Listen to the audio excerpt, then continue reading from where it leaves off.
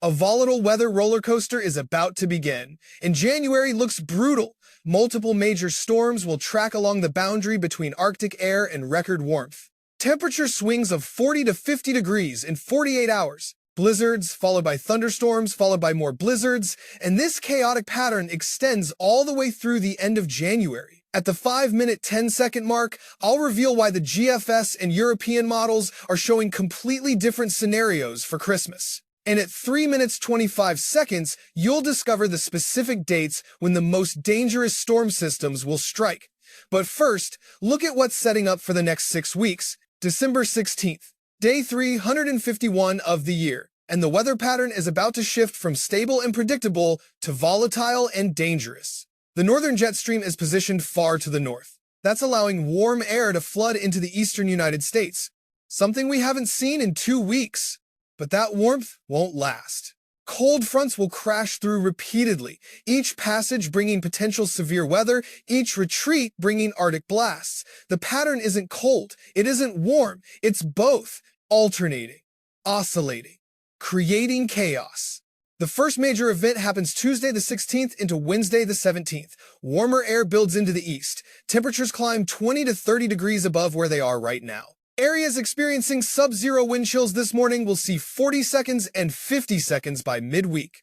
A Clipper system tracks across southern Hudson Bay. These systems typically bring cold fronts that usher in colder air behind them.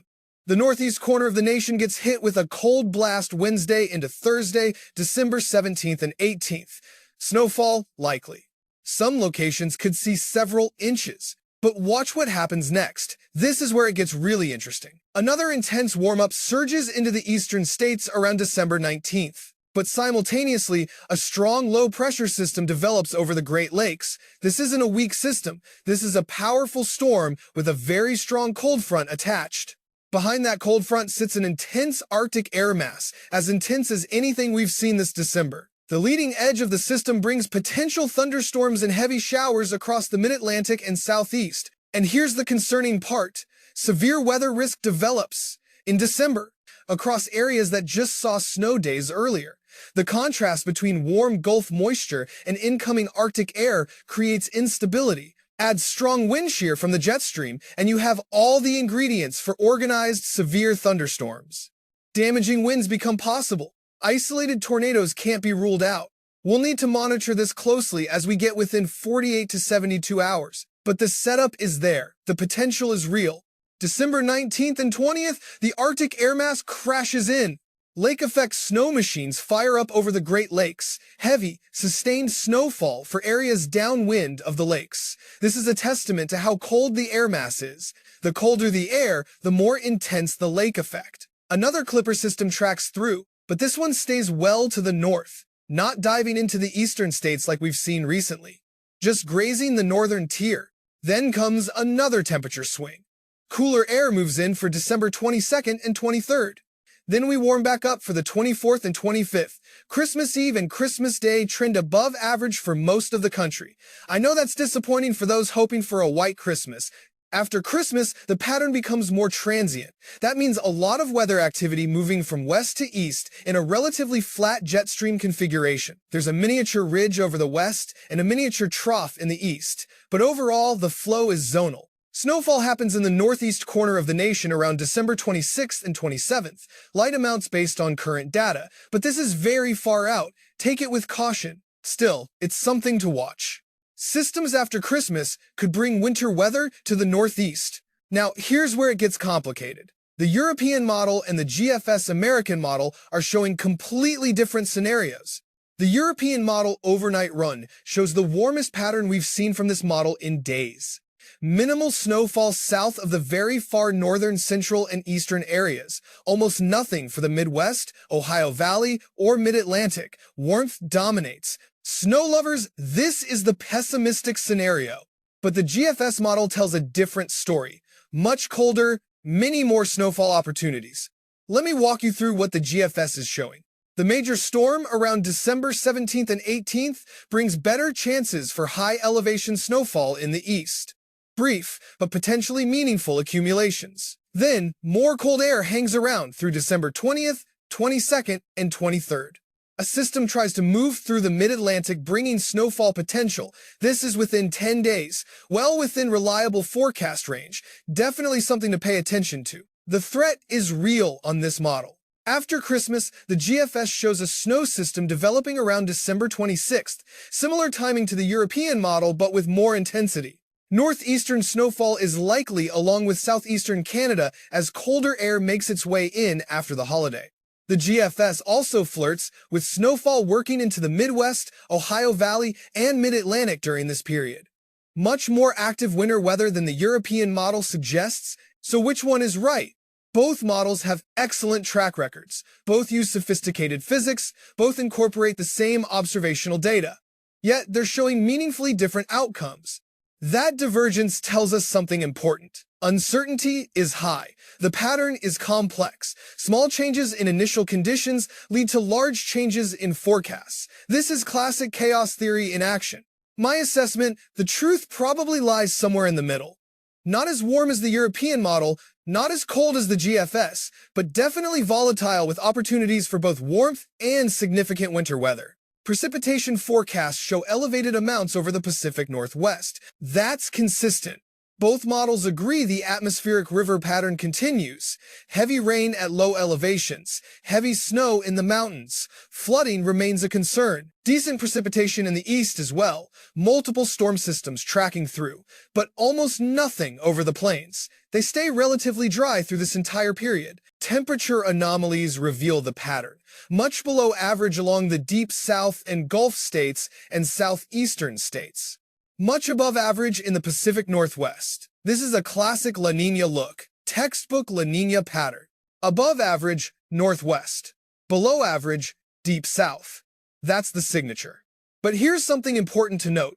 The La Niña is expected to weaken, moving toward neutral ENSO conditions and even El Niño direction as we progress through December, January, and February. As La Niña weakens, patterns should shift. Less pronounced northwest warmth, less pronounced southern cold, more opportunities for winter weather in areas that have been starved of it. That's good news for snow lovers in the Midwest and Mid-Atlantic. Current Arctic blast is hard to think past. It's brutally cold right now. But another blast moves in December 19th and 20th. Even a bit of one for the northern states by December 22nd. But warm-ups happen in between. Then we really move into a warm pattern, December 24th through 30th. That window has been pushed back repeatedly as models update.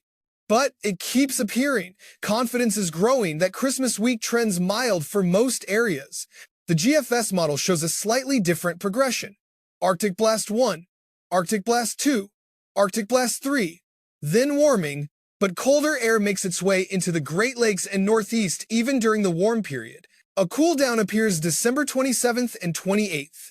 Another one might follow after that. The GFS is more optimistic for winter weather fans. More cold shots, more storm opportunities, more chances for snow. Now, let me show you something really important. The CFS daily model from the National Weather Service. This is their climate model looking at 10-day anomalies. December 16th to 26th shows mildly cold in the Mid-Atlantic and Northeast. Most of that happens over the next couple days. After that, warmer. But December 26th through January 5th already starts cooling back down. By January 5th through 15th, definitely colder. Here's the key point these models are making. This isn't a forever pattern. This isn't a long-term warm regime. Cold air dominates through the end of January. The models see January as consistently colder in the east with opportunities for snowfall. I doubt January 1st through 29th will be cold the entire way through. That's unrealistic. But the majority of the month trends colder with active winter weather. That's the message. The current mild spell looks relatively brief, 5 to 10 days of overall milder pattern than we've been dealing with. But opportunities for cold and snow mix in occasionally. It's not a full-on blowtorch pattern, not sustained warmth, just periodic breaks in the cold. And that's normal. Every winter, even the coldest winters, have warmer spells. That's how weather patterns work. It doesn't stay cold from December 1st through the end of February, no matter how much snow lovers want it to. There are breaks. There are thaws. There are temperature swings. That's winter in the eastern United States. Variable, volatile, unpredictable in the short term, but following larger scale patterns over weeks and months. Now let's talk about what this means practically for different regions and timeframes. Pacific Northwest. Atmospheric river pattern continues indefinitely. Heavy rain, heavy snow, flooding concerns ongoing. This isn't ending anytime soon. The pattern is locked. If you're in this region, this is your reality through at least early January. Northern Rockies' significant snowfall continues. Mountain passes frequently close. Backcountry avalanche danger remains high. Travel becomes difficult or impossible during storm cycles. This is good news for ski resorts, but challenging for residents and travelers. Northern Plains. Clipper systems continue tracking through. Brief snow events. Quick shots of cold air. Nothing prolonged. Nothing intense. Just typical winter weather for the region.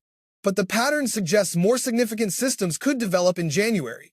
Great Lakes lake effect snow dominates whenever Arctic air masses move through. December 19th and 20th look particularly active. Downwind areas could see feet of snow in short periods. If you live in snowbelts, you know the drill. Be prepared. Midwest and Ohio Valley, volatile pattern with temperature swings. Potential for severe weather mid-December. Snow chances late December into January. This region sits right on the battleground between warm and cold air. Expect rapid changes. Mid-Atlantic, similar to Midwest, right on the boundary. Some systems bring rain, some bring snow. Elevation matters. Timing matters. Small track shifts make huge differences. Stay updated as individual storms approach. Northeast, best chances for accumulating snow, especially December 17, 18th, and again after December 26th. Cold air access is better. Storm tracks favor this region. January looks active with multiple opportunities. Southeast, warmer than average overall, but with periodic cold shots. December 19th, system could bring severe weather, otherwise relatively quiet compared to farther north. Enjoy the mild pattern while it lasts. At the 20-minute mark, let's discuss January in more detail because the signals are strong. Models are converging on a colder January for the eastern United States. Not just cold, brutally cold at times. Multiple Arctic outbreaks, multiple opportunities for significant winter storms. This isn't speculation, this is what the data shows. The La Niña weakening helps. As it transitions toward neutral, storm tracks become more favorable for the Midwest and Mid-Atlantic. Systems that would have tracked too far south in strong La Niña years track farther north in weak La Niña or neutral years. That means more Miller A-type storms, classic nor'easters, systems that develop along the Gulf Coast and intensify as they move up the eastern seaboard. These produce the biggest snowfalls for major cities. January also typically sees the coldest air of winter. The Arctic is at maximum darkness, maximum cold. When that air dislodges and moves south, it's more intense than December cold snaps. Combine cold air availability with active storm track, and you have the ingredients for major winter storms. Potentially historic winter storms if everything aligns perfectly.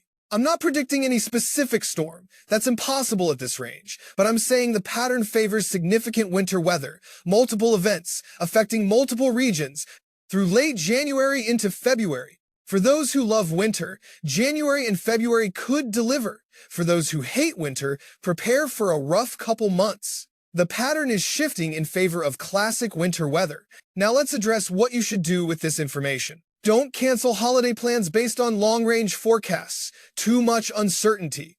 But do build in flexibility. Have backup travel dates. Have alternative routes. Monitor forecasts as dates approach.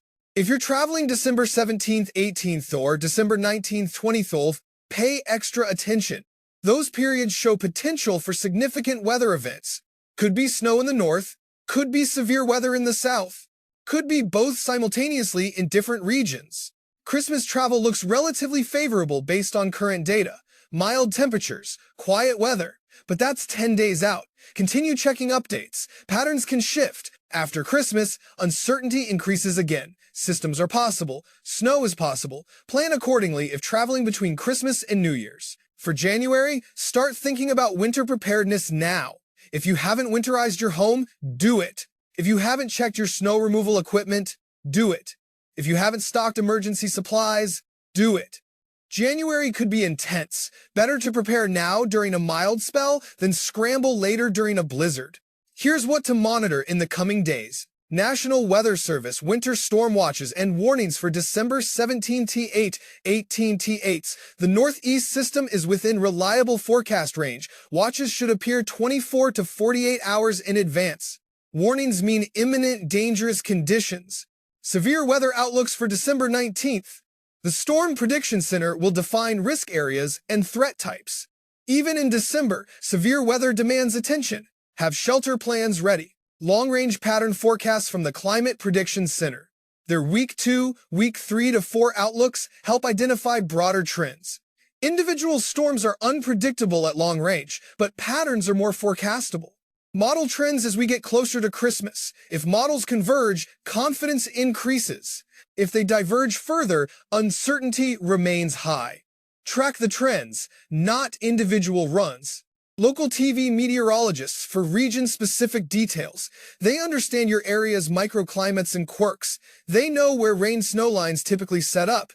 They know problem spots for flooding or icing. Trust local expertise.